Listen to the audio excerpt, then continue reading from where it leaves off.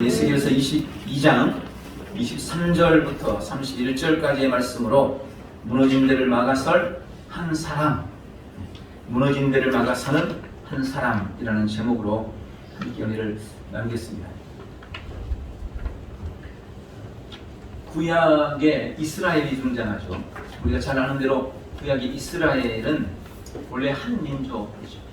야곱부터 시작해서 이스라엘이라는 한 민족을 이루고 있었습니다. 그런데 이스라엘이 이제 왕정 국가가 되고 난 이후 세 번째 왕인 솔로몬 때에 이 솔로몬 왕의 범죄로 인해서 그 아들 여로보암 때 나라가 나뉘게 되죠. 북이스라엘과 남유다로 갈라지게 됩니다. 그리고 두 나라는 하나님 앞에 패역한 왕들을 거치면서 극도로 타락하게 되었고, 결국 북이스라엘은 BC 예수님 이전 722년경 아수르라는 나라에 의해서 멸망당하고, 남유다는 북이스라엘이 멸망당한 지 약 130년 후인 BC 586년에 바벨론에 의해서 완전히 멸망당하고 맙니다. 오늘 에스겔서를 기록한 에스겔은 제사장 출신입니다. 남유다의 멸망 직전인 BC 597년경에 그의 나이 30살에 바벨론의 포로로 끌려가게 됩니다. 이때는 남유다가 완전히 망하지 않았을 때, 남유다가 완전히 망하기 전 한 10년 전입니다. 남유다는 바벨론의 침공에 의해서 세 차례에 걸쳐서 포로로 끌려갑니다. 그리고 마지막 세 번째 포로로 끌려가면서 남유다가 완전히 망하게 되는데, 이 에스겔은 두 번째로 포로로 끌려갈 때 그들 중에서 잡혀서 바벨론으로 끌려가게 되어집니다. 말씀드린 것처럼 그는 제사장으로 키워진 사람입니다. 제사장 공부를 열심히 하면서 이제 30살이 되면 제사장 사역을 시작하거든요.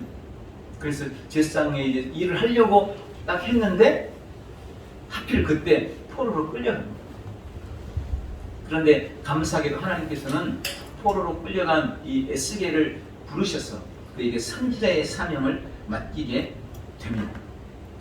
에스겔서 8장에 보면 이 포로로 끌려간 에스겔이 포로로 끌려간 지 6년하고 6개월이 지났을 때에 선지자가 된 에스겔이 1, 2차 때 포로로 끌려갔던 유다의 여러 장로들과 함께 모여 있었습니다.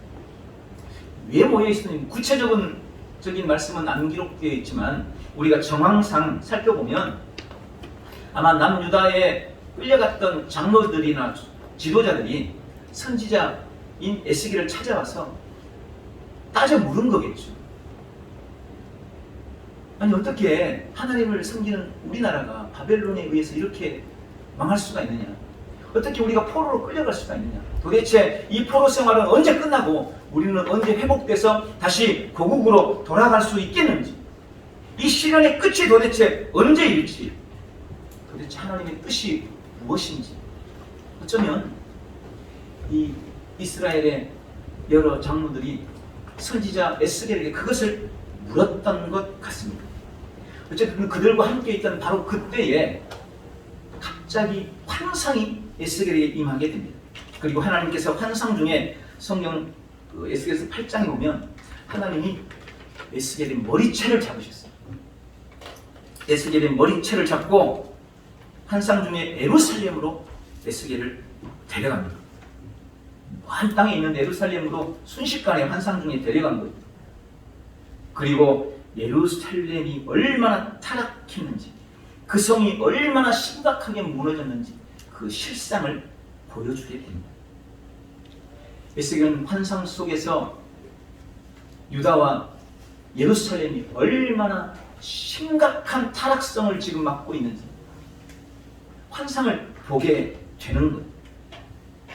그 이야기가 사실 에스겔서에 쭉 기록이 되고 있고, 오늘 본문도 그 중에 한 부분이라고 할 수 있습니다. 그리고 주님이 에스겔에게 중요한 말씀을 하시는데, 본문 22장 30절과 31절 말씀입니다. 이 땅을 위하여 성을 쌓으며 성 무너진 데를 막았어서 나로 하여금 멸하지 못하게 할 사람을 내가 그 가운데서 찾다가 찾지 못하였으므로 내가 내 분노를 그들 위에 쏟으며 내 진노의 불로 멸하여 그들 행위대로 그들 머리에 보응하였느니라. 주 여호와의 말씀이니라. 하나님은 남유다의 패역함과 타락에도 그들의 멸망을 원치 않으셨습니다. 그래서 그들에게 수없이 기회를 주십니다. 그들이 죄에서 돌이킬 수 있도록 수많은 선지자들을 보내서 회개를 촉구합니다. 그리고 우상 숭배와 불의로 말미암아 타락해서 무너져 내려버린 그 성을 다시 쌓을 사람, 그 성에 갈라진 틈, 무너진 성을 가로막았어서 하나님의 진노를 수그러뜨릴 사람, 그 사람이 있다면 내가 이 성을 멸하지 않을 것이다 라고 말씀하신 거예요. 그런데 안타깝게도 하나님이 성을 가로막았을 사람, 성을 다시 쌓을 사람을 아무리 찾았어도 찾을 수가 없었던 것입니다. 무너진 성을 보수할 사람이 없는 겁니다. 성을 가로막아서서 하나님의 진노를 수그러뜨릴 사람이 없었던 것입니다. 그래서 결국 하나님의 진노가 그들 머리 위에 부어졌다고.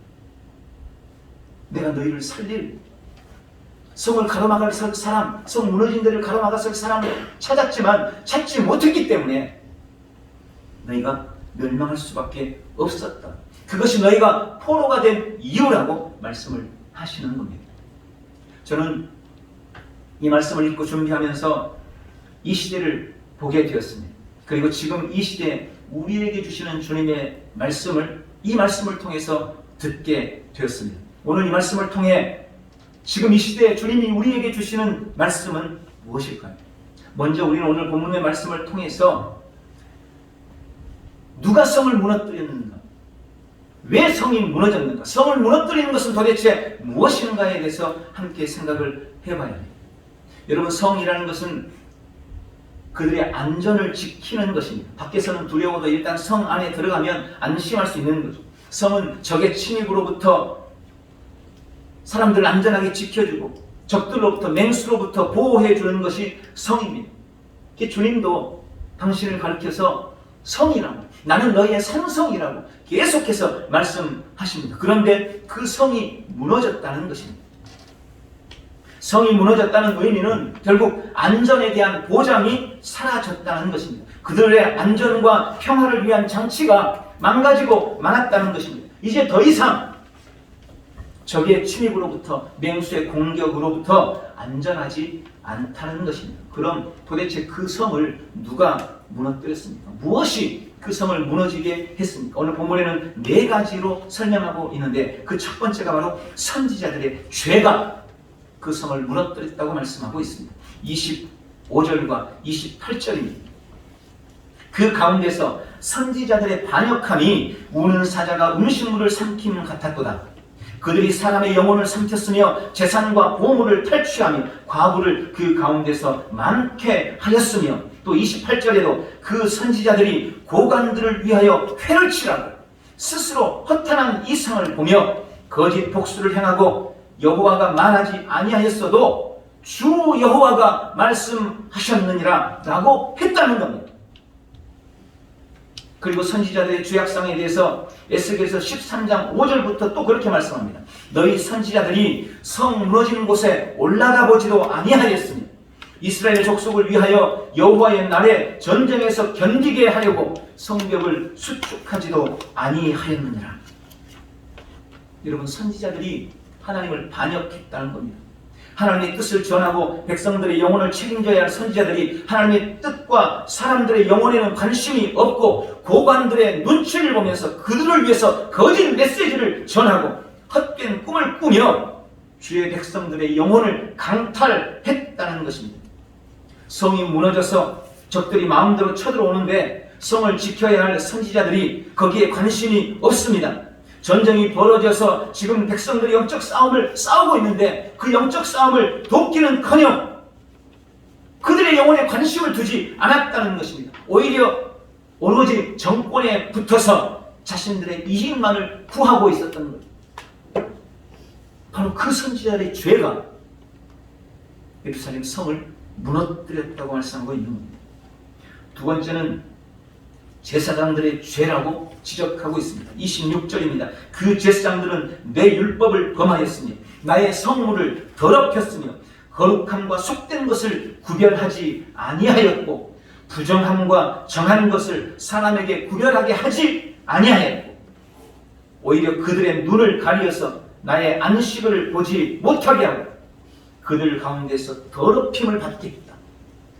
하나님이 더럽힘을 받도록 방치한 것이 제사장들이었어요. 제사장들이 율법을 범합니다. 하나님의 성물을 더럽혔습니다. 자신들도 거룩한 것과 속된 것을 구별하지 않았을 뿐만 아니라 다른 사람들도 정한 것과 부정한 것, 옳고 그름을 구별하지 못하도록 했다는 겁니다. 하나님의 날과 하나님께 드려야 할 거룩한 예배를 사람들이 범하도록 방치했다는 겁니다. 그리고 세상 사람들이 하나님을 더럽히도록 만들었다는 거예요. 제사장들이 그렇게 했다는 거예요.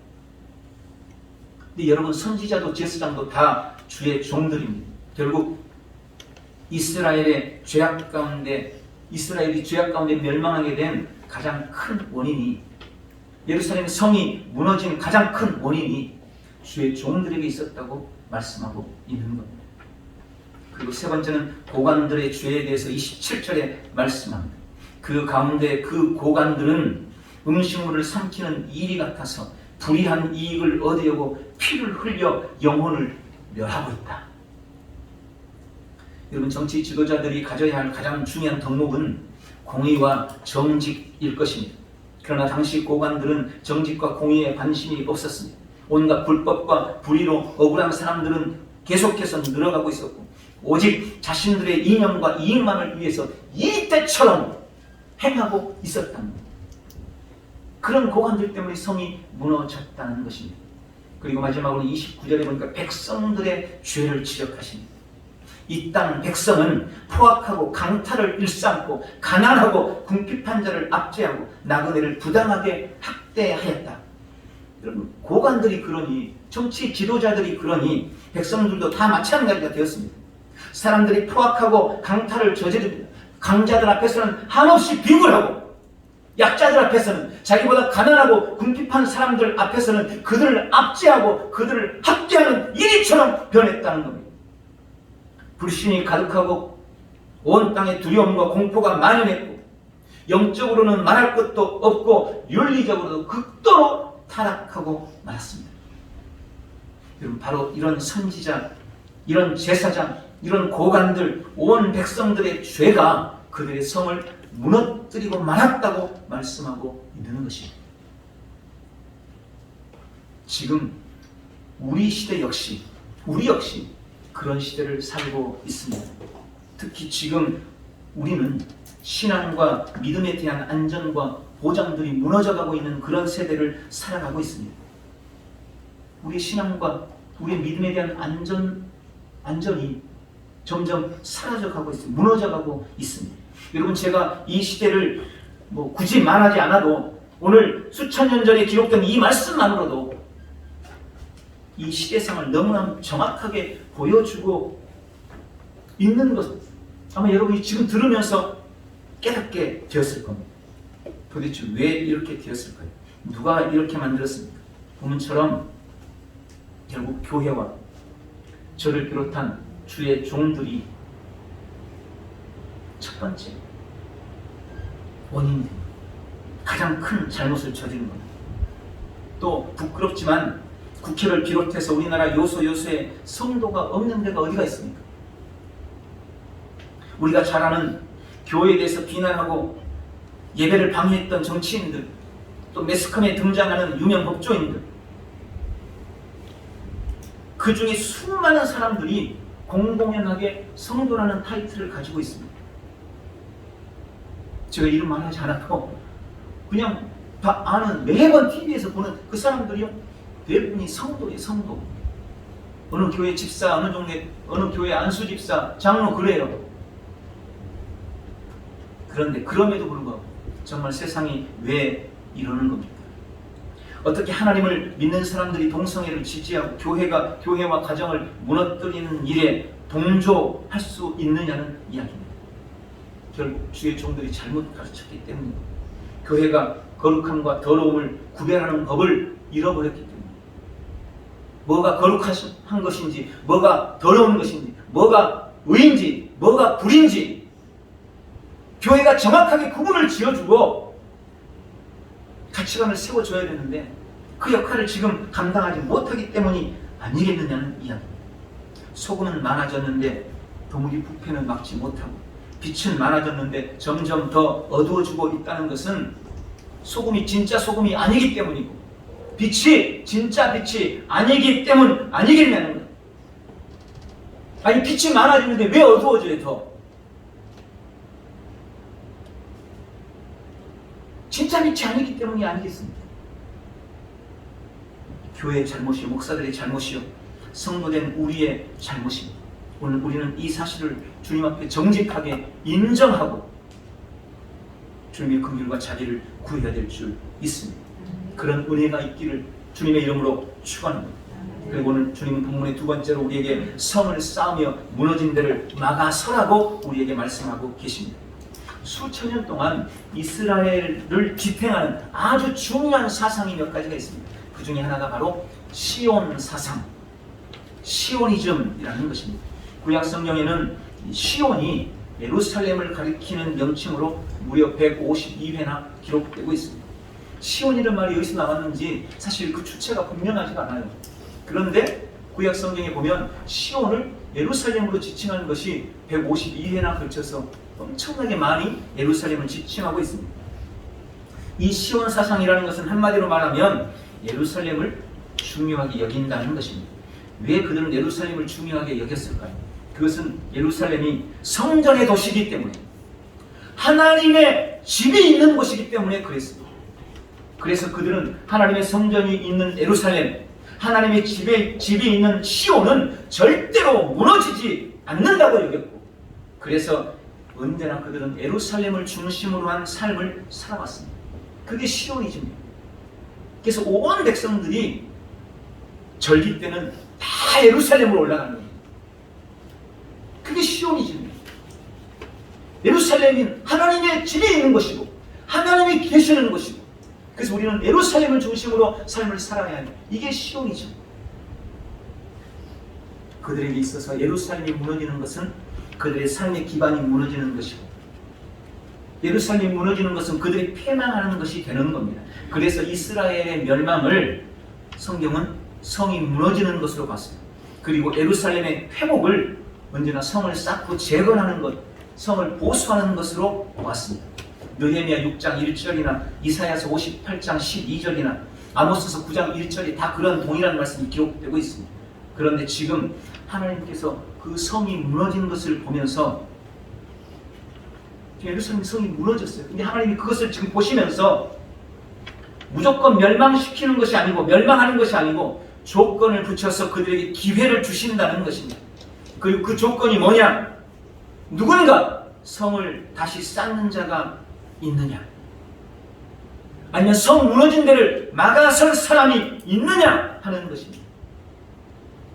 성이 비록 무너졌지만 누군가 그 성을 다시 쌓는 사람이 있다면, 누군가 그 무너진 성을 가로막아 설 사람이 있다면 내가 나의 진노를 멈추겠다는 거예요. 내가 다시 너희를 회복하겠다는 것입니다. 여러분, 나라에도 무너지는 곳이 있을 수 있습니다. 교회에도 무너지는 곳이 있을 수 있습니다. 물론 가정도 무너지는 곳이 있을 수 있습니다. 왜 아니겠어요? 다 사람들이 하는 일인데, 어떤 나라는 경제가 부흥하면 한쪽 구석은 무너져가지고 잘못되어 있는 부분도 있고, 어느 교회도 이 부분은 참 좋은데 약점이 되는 부분이 분명히 있을 거고, 가정도 마찬가지 아니겠어요? 다 어느 한쪽으로는 무너진 부분들이 있다는 거예요. 그럼 무너졌다고 해서, 어느 한쪽이 무너졌다고 해서 그 나라가 다 망합니까? 어느 한쪽이 무너졌다고 해서 그 교회가 다 망합니까? 어느 한쪽이 무너졌다고 그 가정이 다 무너지겠습니까? 끝이겠습니까? 무너졌지만 누군가 그 무너진 것을 다시 쌓거나 그 무너진 틈을 막아서는 사람이 있다면, 그 사람이 있는 그 나라, 그 사람이 있는 그 교회, 그 사람이 있는 그 가정은 망하지 않는다는 것입니다. 다시 회복하겠다는 것입니다. 그게 오늘 하나님께서 우리에게 말씀하시는 것입니다. 오늘 주님이 성 무너진 데를 막아설 사람을 찾는 이유가 바로 그것입니다. 무너졌지만 멸망시키고 싶지는 않다는 것, 다시 회복되기를 원하신다는 것입니다. 지금 우리나라 대한민국이 무너져가는 것 같습니다. 지금 한국 교회가 무너져가고 있습니다. 지금 수많은 가정들이 무너져 내리고 있습니다. 이게 저만의 생각일까요? 그러면 다행이겠지만 아마 많은 사람들이 이 말이 쉽게 부정하지 못할 것입니다. 그러면 그래서 이 나라가 끝나는 겁니까? 그래서 한국 교회가 끝나는 겁니까? 그래서 모든 가정이 다 망하는 겁니까? 아닙니다. 다시 성을 쌓는 자가 있으면 되는 겁니다. 지금 성 무너진 데를 막아설 사람이 있으면 다시 일어설 수 있다는 것입니다. 지금 무너진 이 세대를 보면서 우리 주님이 우리에게 말씀하고 계십니다. 네가 성 무너진 데를 다시 쌓으며 성 무너진 데를 가로막아 서라. 오늘 이 주님의 음성을 듣는 우리 모두가 되시기를 주님의 이름으로 축원합니다. 오늘 마지막으로 당신이 그 한 사람이 되라고 우리에게 말씀하십니다. 30절입니다. 성 무너진 데를 가로막아 설 사람, 바로 네가 되라. 바로 여러분이 되라. 주님 오늘 우리에게 그렇게 말씀하고 계십니다. 출애굽기 32장에 보면 하나님의 은혜로 출애굽한 이스라엘 백성들이 모세가 잠깐 계명을 받으러 시내산에 올라간 틈에 금송아지를 만듭니다. 그리고 그 금송아지가 그들을 애굽에서 이끌어낸 하나님이라고 하면서 그 앞에서 옷을 벗고 춤추며 제물을 바치는, 우상을 숭배하는 그런 일이 벌어지게 됩니다. 하나님께서 그 모습을 보시고는 너무 기가 막히셨습니다. 아니 뻔히 하나님의 능력으로 그들이 지금 홍해를 건너고 애굽에서 나와서 여기까지 왔는데 잠깐 모세가 자리를 비운 사이에 금송아지를 만들어 놓고 그것이 하나님이라고 그 앞에 숭배하고 그 앞에 제물을 바치는 그들을 보면서 하나님이 너무 기가 막힌 거예요. 그래서 32장 9절부터 보면 주님께서 하나님께서 그렇게 말씀을 하십니다. 내가 이 백성을 보니 목이 뻣뻣한 백성이로다. 그런즉 내가 하는 대로 두라. 내가 그들에게 진노해서 그들을 다 진멸하고 너로 큰 민족을 이루게 하리라. 모세에게 주님께서 말씀하셨습니다. 말 안 듣는 이 백성 다 쓸어버리고 모세야, 내가 너로 인해 큰 나라를 다시 이루게 할게. 어찌 보면 모세한테는 전혀 손해되는 일이 아닐 수도 있습니다. 그러나 모세는 하나님께서 그렇게 말씀하실 때 모세가 그 백성 앞에 나가섭니다. 그리고 하나님께 자신의 생명을 걸고 기도합니다. 그 기도의 클라이막스가 32장 32절에 그렇게 기록되어 있습니다. 이제 그들의 죄를 사하시옵소서. 그렇지 아니하시오면 원하건대 주께서 기록하신 책에서 내 이름을 지워버려 주옵소서. 이런 모세는 자기 백성들을 살려달라고, 만약 이들을 멸하실 거라면 차라리 내 이름도 주님의 이름책에서, 주님의 생명책에서 내 이름도 지워버리라. 자신의 목숨과 영혼을 걸고 백성 앞에 나가섭니다. 이 모세의 간절한 기도로 하나님은 자신의 뜻을 돌이키시고 그들을 용서해 주셨습니다. 그리고 이 사건을 시편 106편 23절에 이렇게 기록했습니다. 그러므로 여호와께서 그들을 멸하리라 하셨으나 그가 택하신 모세가 그 어려움 가운데서 그의 앞에 서서 그의 노를 돌이켜 멸하시지 아니하게 하였도다. 모세 한 사람이 범죄한 백성 앞에 막아서서 하나님의 노를 수그러뜨렸습니다. 모세 한 사람이 무너진 성 앞에 막아서서 하나님의 심판과 진노를 막아냈습니다. 그리고 오늘 30절에 주님은 그렇게 말씀하시는 겁니다. 성을 쌓으며 성 무너진 데를 막아서서 하나님으로 멸하지 못하게 할 사람을 찾고 있다.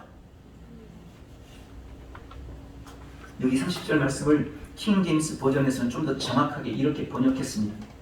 내가 그들 가운데서 한 사람을 찾으려 했으니 그 사람은 장벽을 쌓아 그 땅을 위하여 내 앞에서 갈라진 틈에 서서 나로 그 성읍을 멸하지 못하게 하는 사람이라.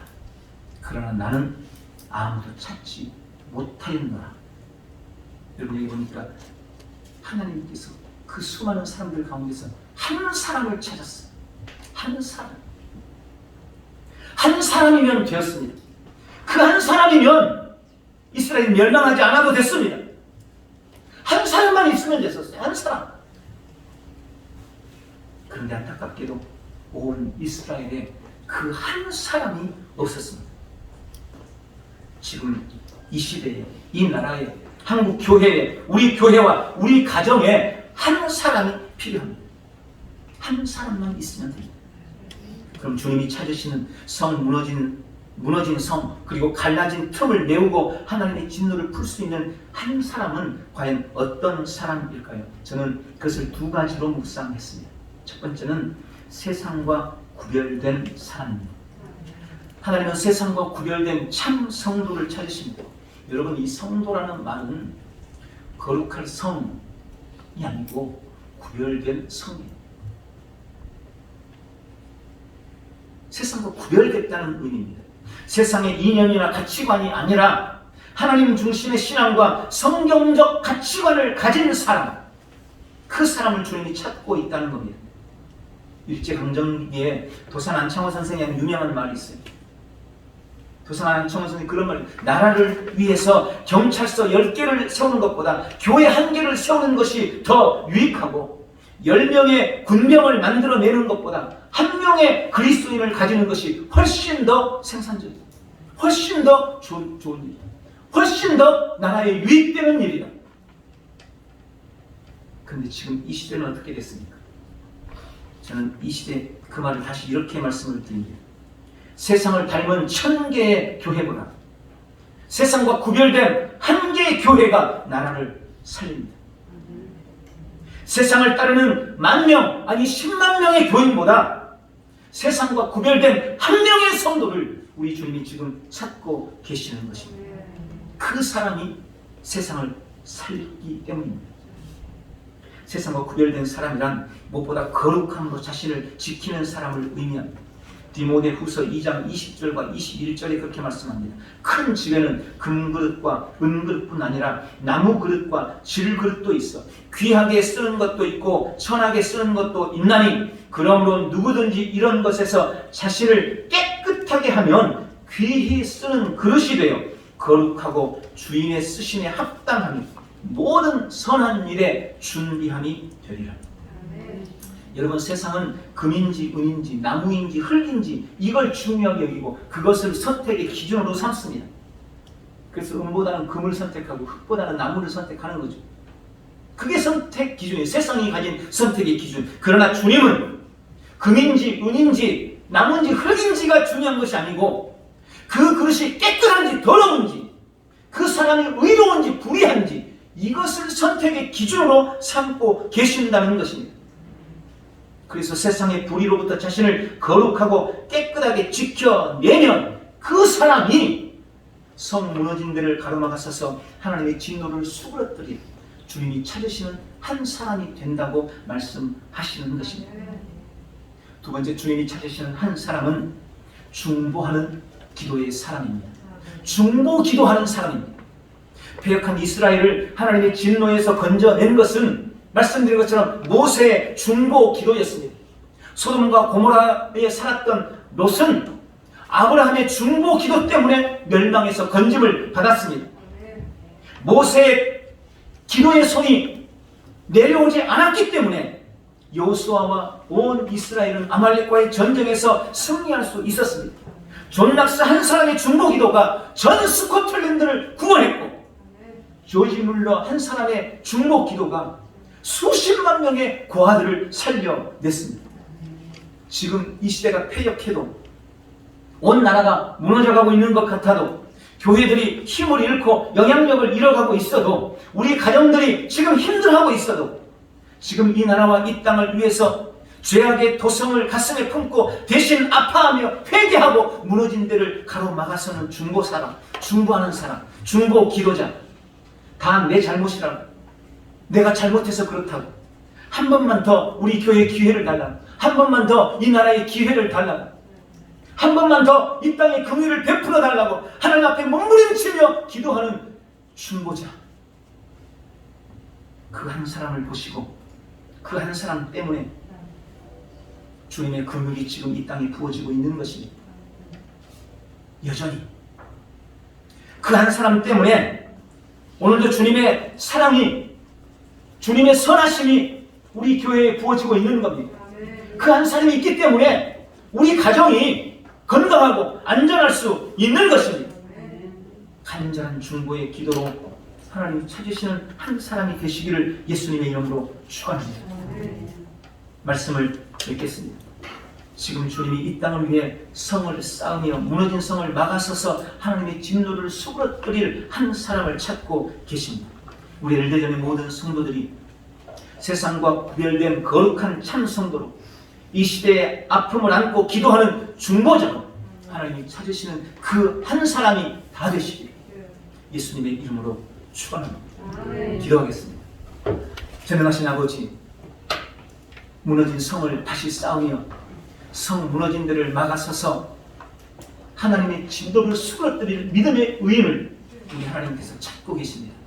오늘 그 한 사람 우리가 될 수 있도록, 바로 내가 될 수 있도록, 우리 성도들이 될 수 있도록 은혜를 더해 주시옵소서. 예수님의 이름으로 기도하옵나이다. 아멘. 지금 다 같이 일어나셔서 오늘 말씀을 기억하면서 같이